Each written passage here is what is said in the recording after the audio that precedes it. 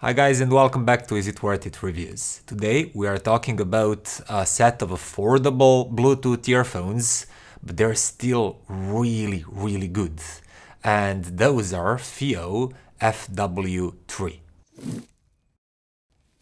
So I have to say, when Fiio contacted me first and offered me to try FW3, I was quite hesitant because I had so many gear on my hands that I had to test. And I was like, yeah, these are quite affordable Bluetooth earphones. I think I'm gonna pass. But in the meantime, I reviewed status between 3 A and C, and I truly started using them more than my wired options.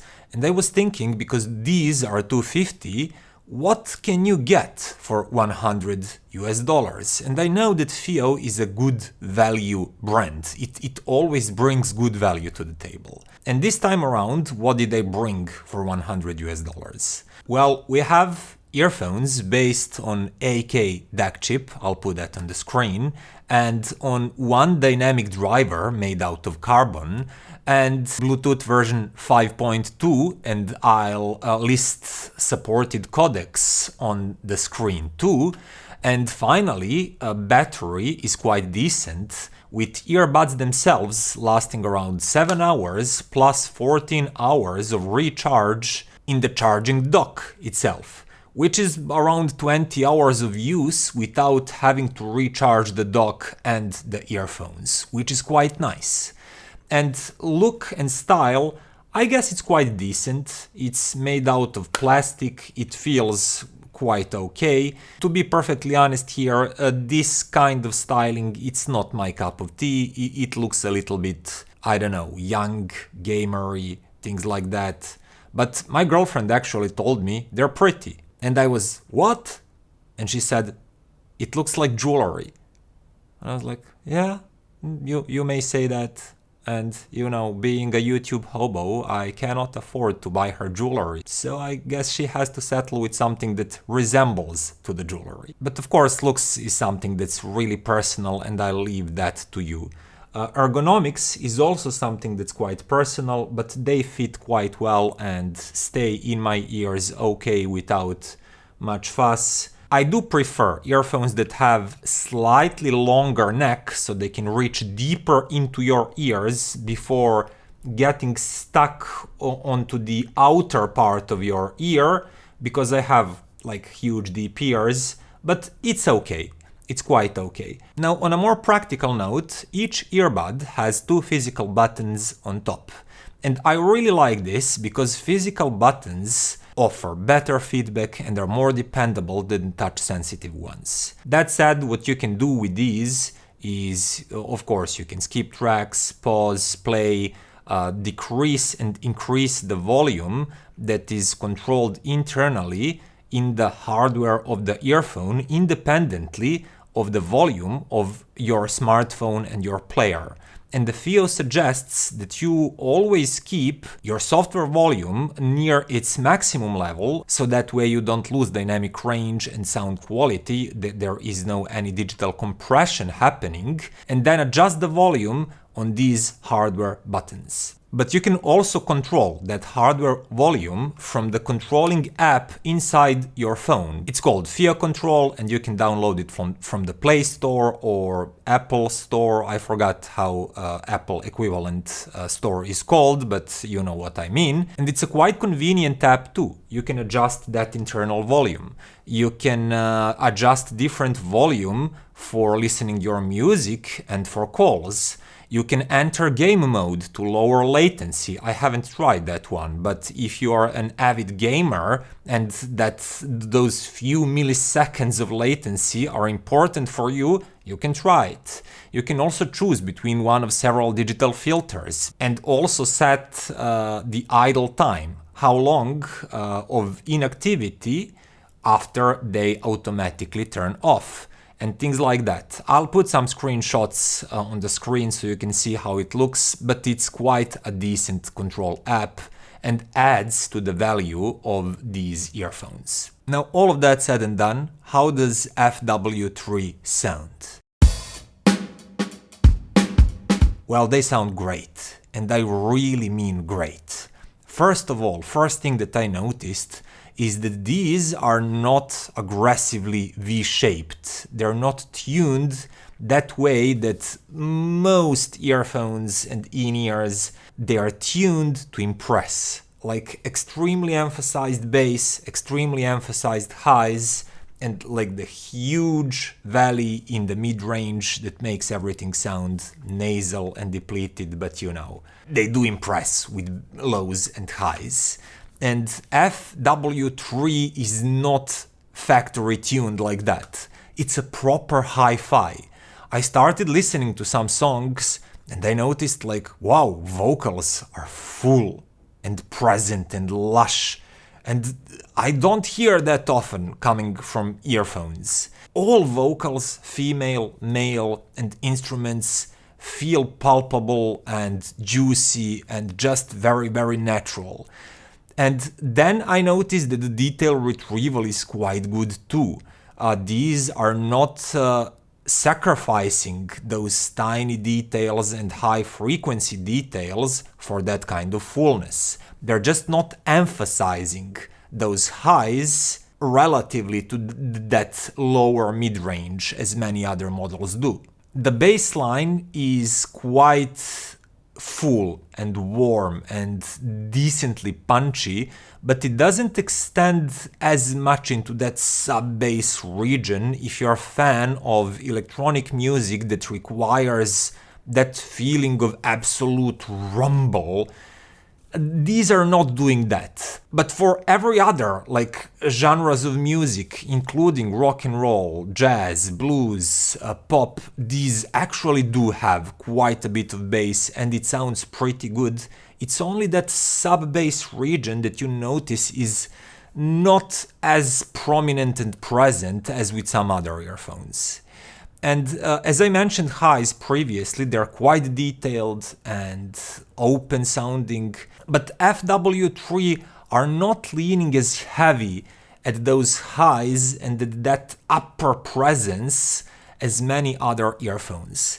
And if you're used to that kind of spiced tuning, you might think that these are a little bit boring, at least out of the box, because as I said, you can use EQ in a control app and you can add and spice up a little bit highs. You can do that for lows too. But there are usually limits of how much EQ can change the tonality before it starts to introduce some negative effects. And I'm really happy that these are tuned really maturely and naturally out of the box. They simply sound so well balanced and healthy in the mid-range, full with vocals, great tone timbre, really good dynamics and good punch. It's just a lively sounding earphones with well-judged tonality that I really didn't expect for this price. So I started comparing them with some other Bluetooth earphones that I had at hands, starting with Moondrop Alice here. These are nicer looking, in my opinion at least, but once again, my girlfriend claims that Fiio is actually nicer looking. But moving to the sound of these two, I'll just say it directly, I definitely preferred Fiio FW3. To me, those sound fuller and juicier and they just have healthier tonality and much more enjoyable vocals and just richer, healthier tone timbre. Moondrop Alice feels a little bit airier and there's bigger presence in the high frequency region, but that's all and that's it. Because aside from that, they do feel tonally flatter and tonally a little bit grayer. Their bass line is not as full and palpable as with Fiio. It's a little bit softer, a little bit more mellow, and then the mid-range is mostly located in these upper mid-range parts where presence is. It's really nicely detailed because of that. Detail retrieval and textures sound really nice through Moondrop Alice, but that tone body and core and chestiness, that part of the mid-range that gives palpability and physical believability to tones and vocals is just so much better done with Fiio FW3 here that I prefer them quite a bit. And Fiio also sounds a little bit more dynamic and punchy and engaging. Sound stages are quite comparable, quite similar, but when you count in that better tone timbre and just livelier, more dynamic, more engaging sound at the lower price point, it's a clear win for FW3, and I am sorry to say, because I gave really positive review to Moondrop Alice, but that was at that time. Currently, I cannot recommend them next to Fiio FW3. Next, a more serious challenger, status between 3A and C. These I quite like.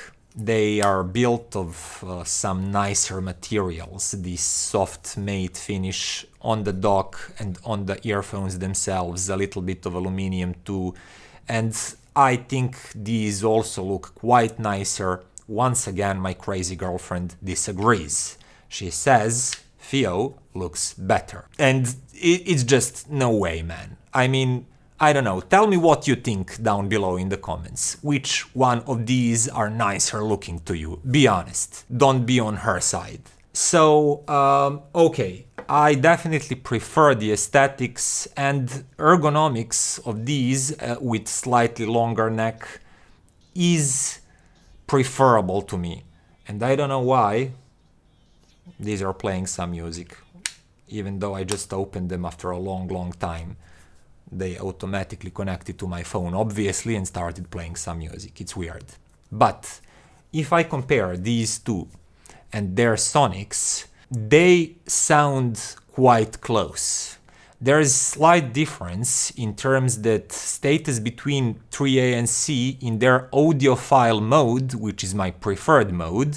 They're quite well balanced there, but they're still a little bit more V-shaped in terms of how they're tuned. And they do feel a little bit better extended in the highs, and probably the biggest difference is much more present sub-bass, that bass rumble. So if you're listening to electronic music, status between 3 will bring more rumble.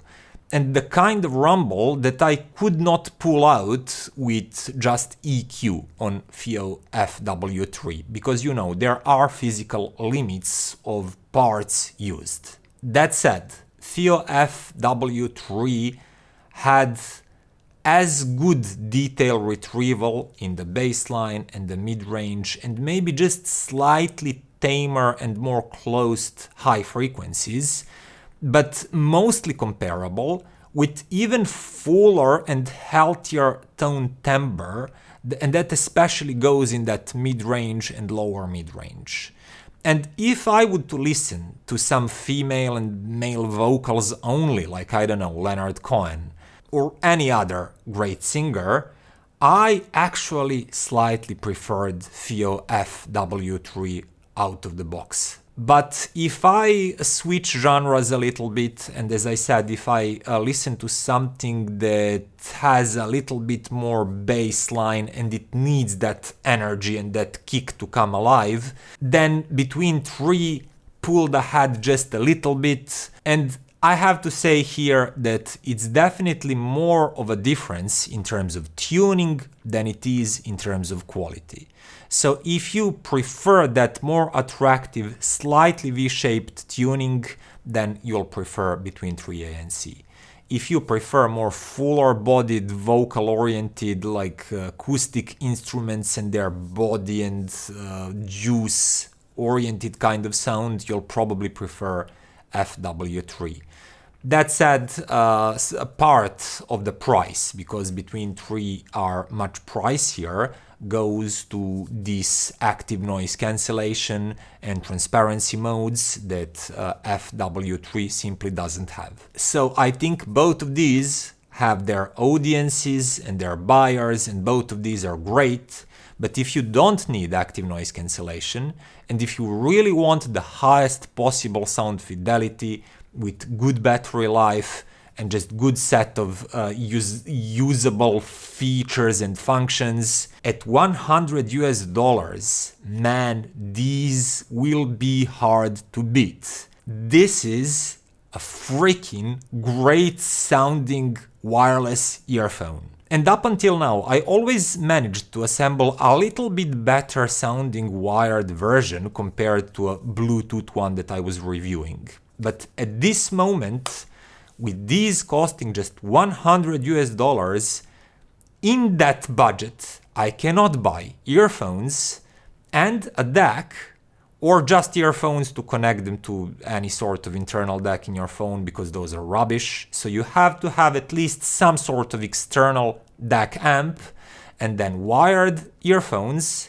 And if you want to cram all of that inside the $100, you cannot beat Fiio FW3. I definitely think that this is the best portable sound that $100 can buy you on the market right now.